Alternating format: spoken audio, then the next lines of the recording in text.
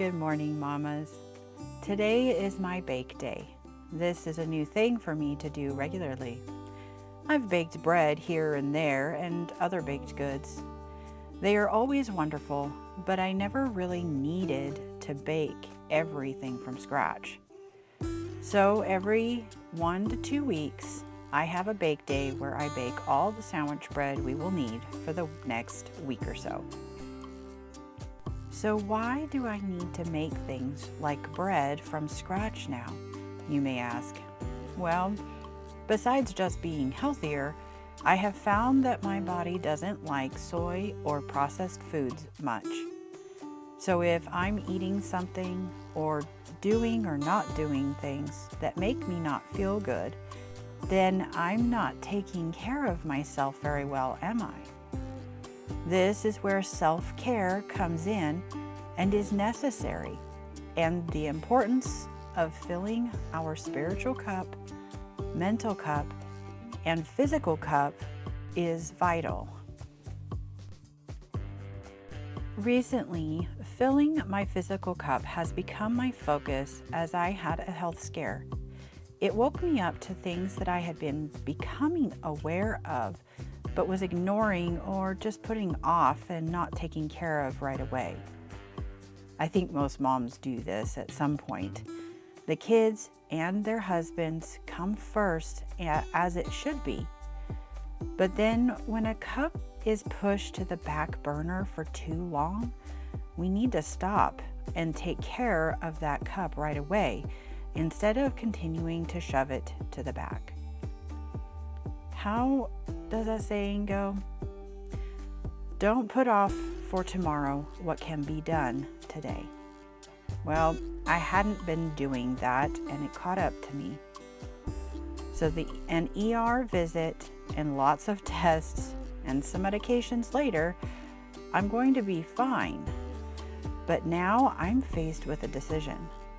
Do I continue on the same, dealing with inconvenient health issues and taking medications to, quote, fix the more serious health issue? Or do I be more active, drink more water, and eat a nourishing diet, and hopefully be able to get off medications and eliminate any pesky health issues? In other words, do I do the things I can do in order to be healthier and have more energy? Would that help me be a better homemaker, a better mom, a better wife? If my health isn't good, how am I supposed to get all the things done that need done for my family if I'm too exhausted to do it all? If I can do something about it, am I being obedient to God as the caretaker of His little children if I don't take care of myself? I don't think so. Things out of my control are not my responsibility, but things in my control are my responsibility. Check out what Titus 1, 7, and 8 says. Since an overseer manages God's household, he must be blameless, not overbearing, not quick-tempered, not given to drunkenness, not violent, not pursuing dishonest gain. Rather, he must be hospitable, one who loves what is good, who is self-controlled, upright, holy, and disciplined. So what part of self-care have you been pushing to the back burner? How are you going to take steps to bring that to the front and take care of yourself so that you can take better care of your family? Because an empty cup can't pour out anything. We must take care of ourselves in order to take care of our family. Now, before I reveal all of the delicious bread that I made this day, I have something very special to tell you about. My dear friend Carolyn Thomas from Homesteading Family is teaching a free bread making class this Thursday. If you haven't learned a good loaf bread recipe or technique, I have a link down in the video description below for her free class.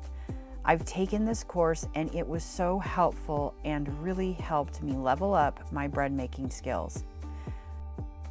Check it out on Thursday at 1 p.m. Pacific time.